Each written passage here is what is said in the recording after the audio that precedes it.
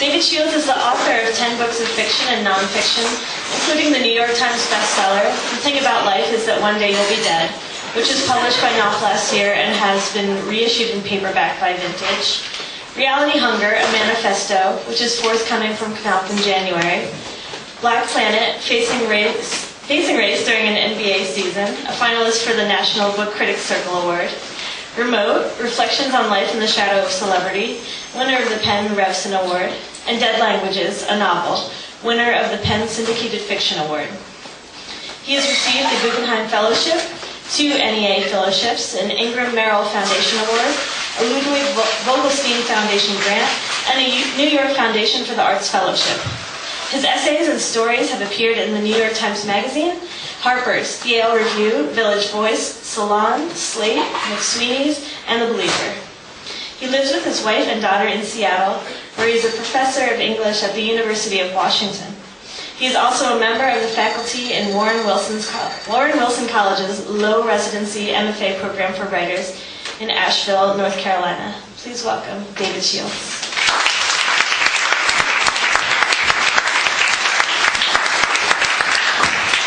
Thank you, Alyssa. It's nice to be here. I'm going to read a super compressed version of my book, Thing About Life. It's a little bit like, I don't know if you know those things where people read Hamlet in about 60 seconds. This will be slightly like that, I'm afraid. The book takes you from, doesn't take you, but it takes the reader from birth to death via story, data, and quotation, and that's pretty much what my reading is going to do, kind of the super duper fast version of the book. And the only other thing I'll say is sort of my usual prefatory statement is that when I read, I usually stutter a bit. So rather than that being this awkward subtext of the reading, I tend to want to say that out front, lest the whole room go cold with odd feeling about that.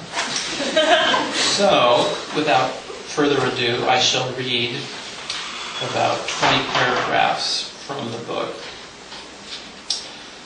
My father reminds me that according to Midrash, the ever-evolving commentary upon the Hebrew scriptures, when you arrive in the world as a baby, your hands are clenched as though to say, everything is mine. I will inherit it all. When you depart from the world, your hands are open as though to say, I have acquired nothing from the world. When my daughter Natalie was born, I cried, and my wife Lori didn't. Too busy. One minute we were in the hospital room holding hands and reading magazines. And the next, Lori looked at me with a commanding seriousness I'd never seen in her before and said, put down the magazine.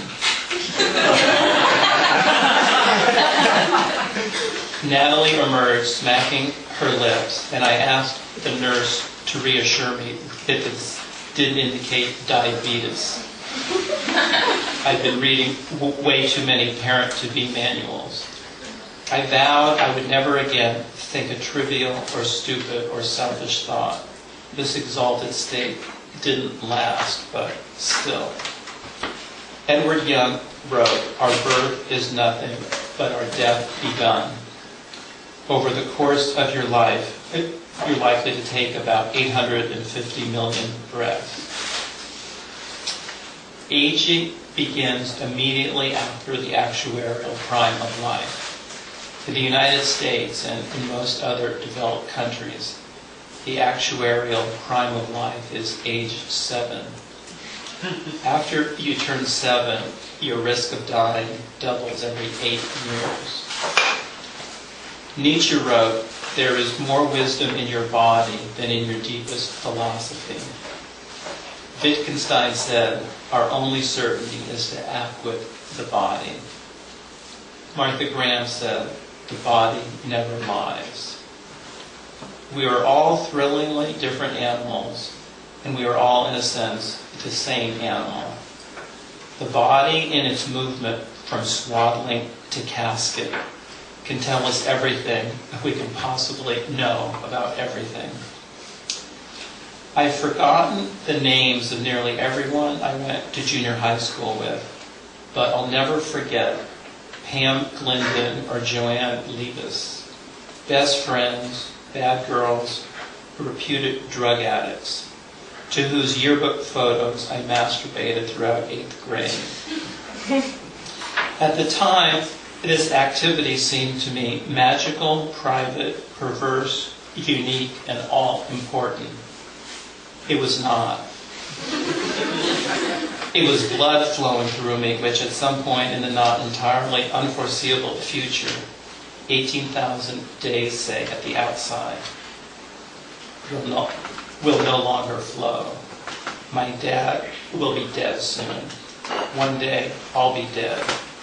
Despite, or perhaps because of all of the data gathered in this book, I still find those two facts overwhelming.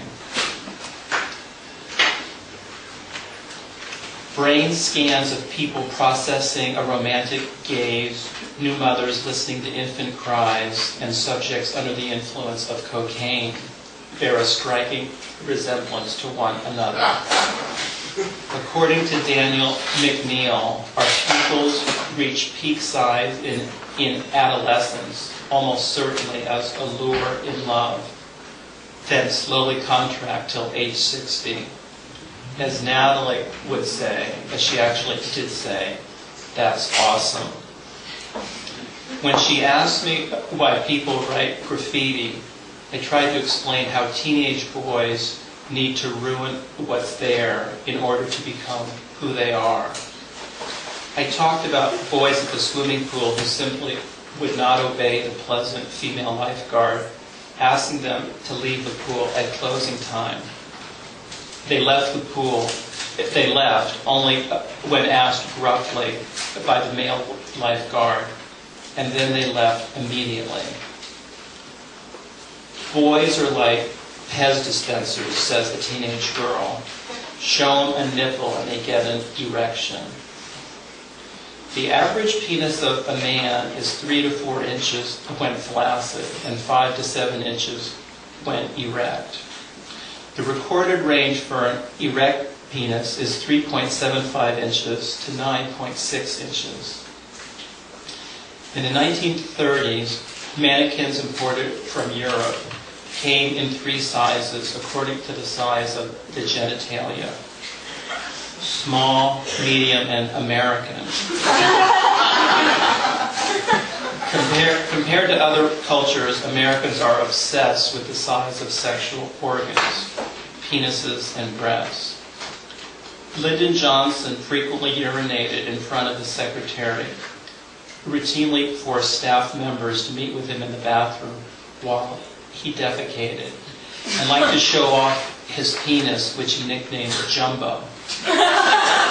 In a private conversation, pressed by a couple of reporters to explain why we were in Vietnam, LBJ unzipped his fly, displayed Jumbo, and said, "This is why."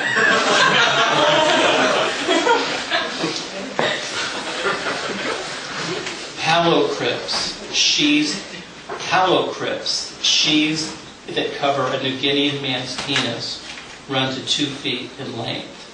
The length of my penis when erect is 6 inches, boringly, frustratingly average. I've measured it several times. As soon as animals, including humans, reach sexual maturity, many of their functions weaken. These weaknesses appear in humans beginning at age 25. Your IQ is highest between ages 18 and 25. Once your brain peaks in size, it starts shrinking, losing weight, and filling with fluid. Goethe said, "Whoever is not famous at 28 must give up any dreams of glory." When I was 31, I was informed that someone had written in a stall in the women's bathroom in a bookstore, "David Shields is a great writer and a babe to boot." This is pretty much the high point of my life.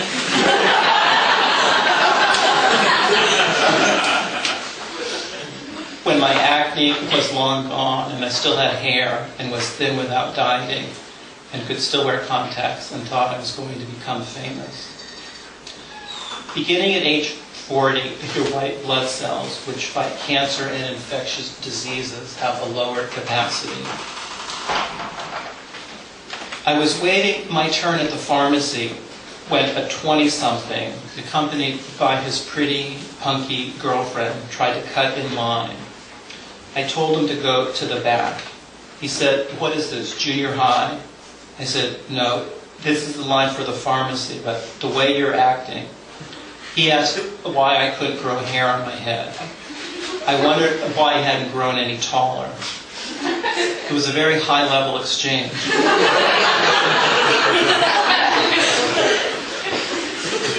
He pushed me, I pushed him. He raised his fist and said, "Let's go." 40 years receded, and it was as if I'd returned to 5th grade, the last time I was in a fight.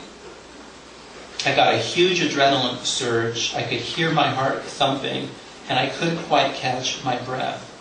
I declined the drugstore fisticuffs, but I replied with the emphatic approval of my middle-aged comrades in line. Life has rules. Life has rules. I was appalled. It never occurred to me that I would ever say anything remotely resembling it. If life has rules, what are they? At a party recently, I overheard a woman attempting to seduce a young man half her age say, "I'm 45, but I'm tight." That's pretty much it. Sex and death, reproduction and oblivion. A couple of years ago, I told Lori that it seemed to me as if so many people our age, 48 or a bit older, had started taking, quote, nice pills. Everyone seemed so much more mellow. She said, "It's not them, it's you. You're nicer. And so people seem to you." "No," I protested. "No, I'm not. I'm a walking blade."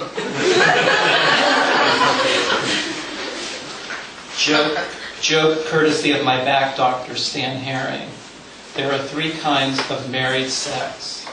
When you're first married, you're so lusty you have sex in every room in the house. After several years, the passion dies down a little, and you can find sex too in the bedroom. After many years, you pass each other in the hallway and say, "Fuck you." 1 in 5 married couples has sex less than once a month. I recently heard a woman on the radio suggest, as a joke, I think, that couples should have sex no more often than they do their taxes. Quarterly, I suppose. I used to throw my back out completely, the classic collapse on the sidewalk and yell to the heavens. But now, thanks in large measure to my back doctor and physical therapist, I seem to have it under control to the point that my back never goes out completely anymore. I sit on a 1-inch foam wedge on my chair and get up every hour to do exercises, or at least tell myself I do, or at least take a hot shower, or apply an ice pack or heat pad. I sleep on my side on a latex mattress. Upon waking, I don't just sit up, but rather first, quote, find my center. There really is such a thing, I'm pleased to report. My physical therapist keeps reminding me that neither he nor Dr. Herring has a solution. I have to become my own authority and view my recovery as an existential journey. I reassure that I do. I really do.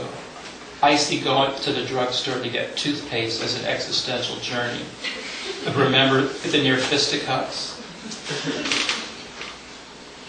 Now, rather than endlessly rehearsing how my life might have been different, I tell myself how grateful I am for my life with Lori and Natalie and our relative health and happiness together. I'm newly